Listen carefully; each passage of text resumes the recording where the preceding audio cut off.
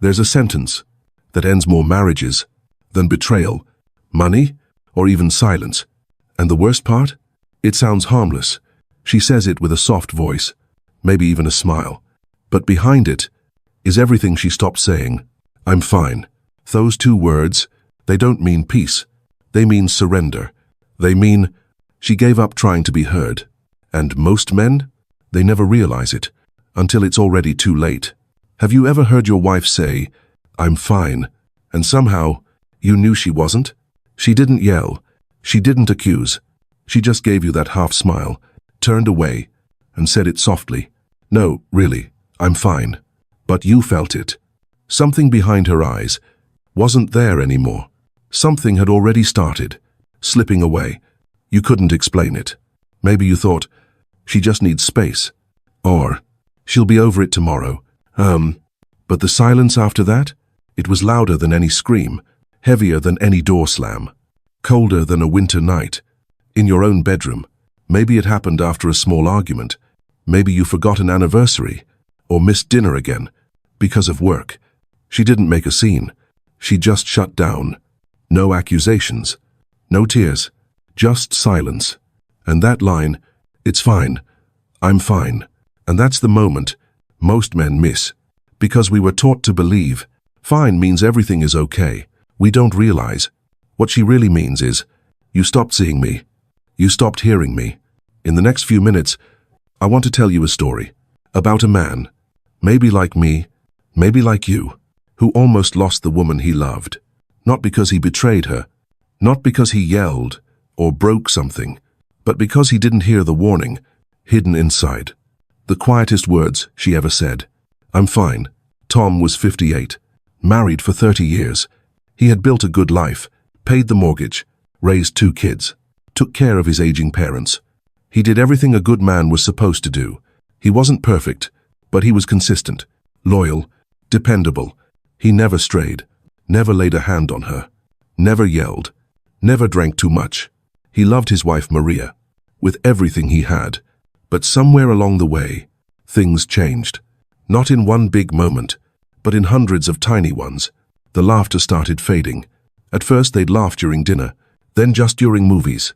Then, not much at all. Conversations got shorter, surface level. Schedules, groceries, who's picking up the grandkids. They used to talk about everything. Now, even silence between them felt like a habit instead of comfort. And her touch, the way she used to reach for his hand, just because, that was gone too. It happened so slowly, Tom didn't even notice. Not until the night she said it. It was her birthday. He'd had a long day at work. Emails, calls, meetings that ran late. He forgot, totally forgot. When he came home, she was sitting at the kitchen table, a single candle flickering, in a store-bought cupcake she bought for herself. He paused, frozen, ashamed. She looked up, met his eyes, and said, It's okay. I'm fine. And Tom, he believed her. He apologized, promised to make it up to her. She nodded, didn't argue, didn't cry. The next morning, she made him coffee, just like always. Everything seemed fine. Then it happened again. A few weeks later, he was late for dinner. Work again. She had cooked his favorite chicken pot pie from scratch, but he didn't call, didn't text. Walked in an hour late. While she sat at the table, eating alone, she didn't yell, didn't even look angry. She just said, It's okay. I'm fine. And again, Tom believed her. Or maybe he wanted to, because facing the truth meant facing the distance. He didn't know how to cross. Then came the day. He found her standing in the hallway, with a small suitcase. She didn't pack everything, just enough for a few days, maybe a week.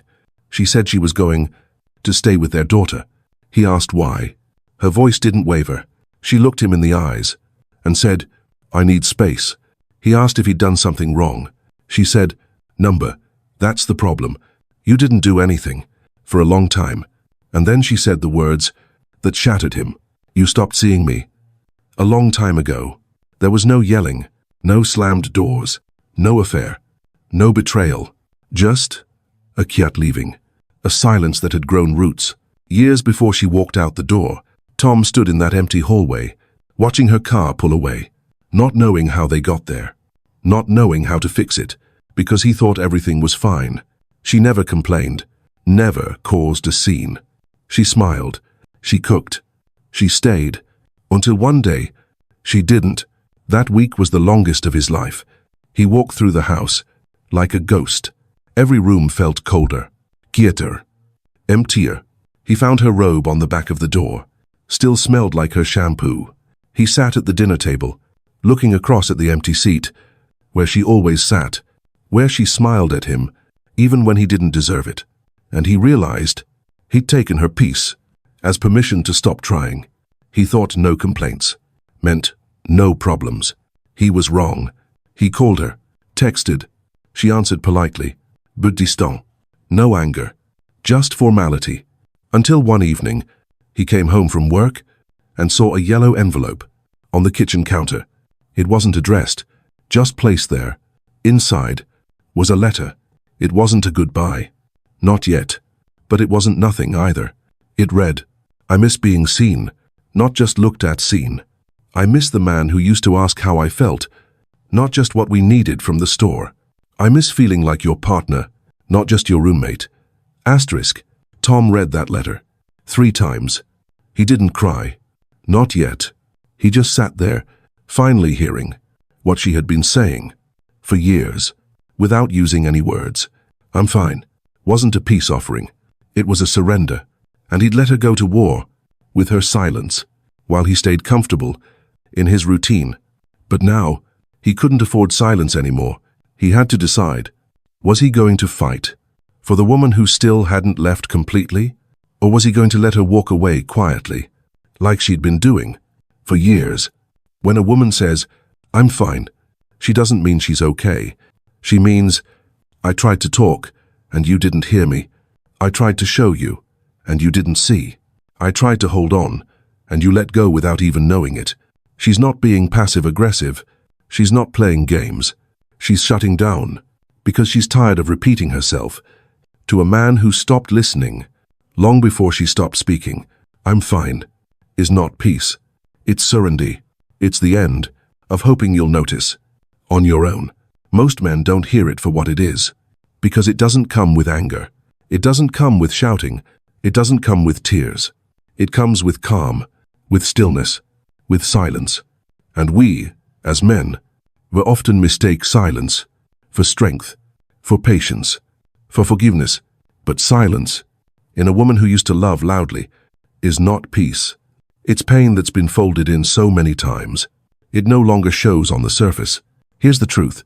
I'm fine is an exit sentence. It's her way of saying, I've said all I can say. I've asked for connection in every way I know how. And now, I just need to protect what's left of me. By the time she says it, she's already played out every conversation in her head. She's already cried alone, already sat beside you on the couch, hoping for a touch, a glance, a sign that she still matters. And when none of that came, she stopped asking. That's what makes I'm fine so dangerous. It sounds gentle, harmless, like something you can circle back to later. But later is when she's already gone, physically or emotionally. And the saddest part? You might not even know. You lost her until she's packing her bags, with no anger, no drama, just that same quiet look she gave you the first time she said, I'm fine. At 50, many men go quiet. We stop needing noise. We stop chasing drama. We think we've earned the right to sit in silence, to rest, to be left alone. We tell ourselves, I've done enough. I'm still here, aren't I? I pay the bills. I fix the sink. I stay faithful. And that's true. You did stay. You did show up. You did provide. But there's something else you might have left behind without realizing it. Your voice, your emotional presence, the little signals that once said, you still matter to me. I still see you. You're not just my wife, you're my person. See, silence feels safe.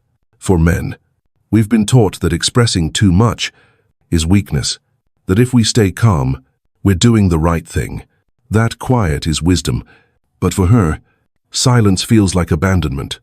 As her hormones change, As estrogen begins to drop, her emotional needs don't disappear. They actually intensify, but differently. She doesn't need fireworks. She doesn't want grand romantic speeches. She wants presence, warmth, reassurance, a kind word, a slow glance, a gentle hand on her back. When she doesn't even ask for it, she wants to know that you're still choosing her, not out of habit, but from the heart. But here's where it gets dangerous. We get comfortable. Comfort turns into routine. Routine turns into predictability.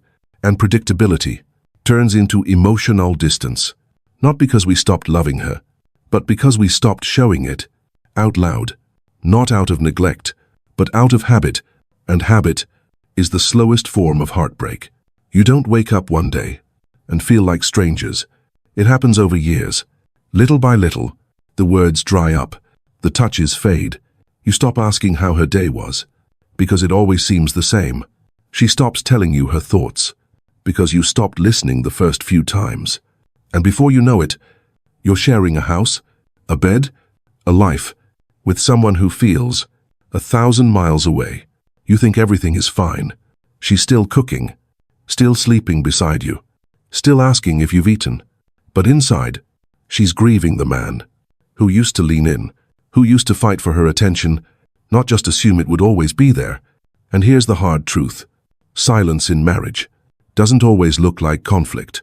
Sometimes it looks like politeness, like small talk, like checking the calendar instead of checking in with her heart. It's easy to miss, but it's even harder to fix once it takes root, because the quieter things get, the louder the distance becomes. It had been 3 weeks since Maria left. Tom still made coffee for 2 each morning, still turned on the porch light at dusk, still waited for a text that never came. He didn't know what to say, so he said nothing. He just waited. In the same house, with the same silence, he once thought was peaceful, but now it was unbearable. Then one evening, he came home from work and saw something on the kitchen table. A letter, folded neatly. No name, no envelope, just sitting there, waiting. He hesitated, hands trembling. He unfolded it. It wasn't addressed to him. Not really. But he knew every word was his to read. I miss the man who used to notice me, not just when I cried, but when I smiled. I miss being seen. You still show up, but not for me. For the routine, for the checklist. I don't need perfection. I just need presence. I need to feel like I still matter. In the quiet moments, not just the crisis ones. Tom read it once. Then again. Then a third time. In complete stillness. He didn't cry. Not then. But something cracked inside him. It wasn't guilt. It wasn't shame. It was recognition. He remembered who he used to be. The man who left her notes, just because. Who held her hand while waiting at red lights. Who paid attention, not because he had to, but because he couldn't help it. He missed that man too. That night, he didn't say much. No grand apology. No dramatic confession. He simply walked to her favorite chair and sat beside it. Not in it. Beside it. Close enough to be near her, if she came back. Far enough to respect the space she'd asked for. He waited. He didn't check his phone. Didn't patch it. Just sat. Present. Still. The next morning, he brewed her coffee. 2 cups. One black, one with cream just the way she liked it. He placed it where she always sat. No noche. No pressure. Just presence. She didn't drink it that day, or the next. But on the 3rd day, when he came home from work, her mug was in the sink. Used. Washed. Put back. He didn't say a word, but he smiled. It wasn't fixed. Not yet. But it had begun. Tom didn't try to win her back. He didn't chase. Didn't overwhelm her with words. He should have said years ago. He just started showing up. Not as the man who always had the right answers. Not as the man who thought providing was enough. But as the man who had finally learned to listen, even in silence. Because sometimes love doesn't come back through apology. It comes back through presence, through choosing to sit in the empty spaces until she knows you're not going to disappear again. Marriage isn't lost in one fight. It's not the slammed doors the big arguments, the loud mistakes that break most couples apart. It's lost in the thousand tiny moments when we stop paying attention, when we glance at our phones instead of her eyes, when we nod and say, uh-huh, but don't really hear. It's lost. When we get so used to her presence, we forget it's not permanent. And love isn't always loud. It's not a grand gesture. It's not a bouquet of roses after a mistake. Love is quiet, intentional, subtle. It's found in the way you reach for her hand when there's nothing to say, in the way you pour her coffee before she asks, in the way you choose, day after day, to see her again, even when she says, I'm fine, especially then, because if you look close enough, her silence isn't the end. It's the invitation to begin again. So tonight, don't ask her, are you okay? She's been okay for too long, too quiet, too strong, for too many days in a row. Instead, just sit beside her. No phone, no television, no distractions. Just you. Reach for her hand, not because you're trying to fix anything, not because you have the perfect words, but because you're finally showing up without a script. And if she pulls away, don't panic. Don't leave. Don't explain yourself. Stay. Because the man who stays, who sits through the discomfort, who doesn't fill the silence with excuses, that's the man she's been waiting to feel again. Not your words, not your paycheck, not the roof you built or the bills you paid, just you, your stillness, your attention, your presence. And maybe, if you stay long enough, quiet enough, open enough, she'll take your hand back. She'll look you in the eyes, like she used to. And in that look will be a new beginning. Not loud, not dramatic, but real. And that just might be the start of something worth remembering.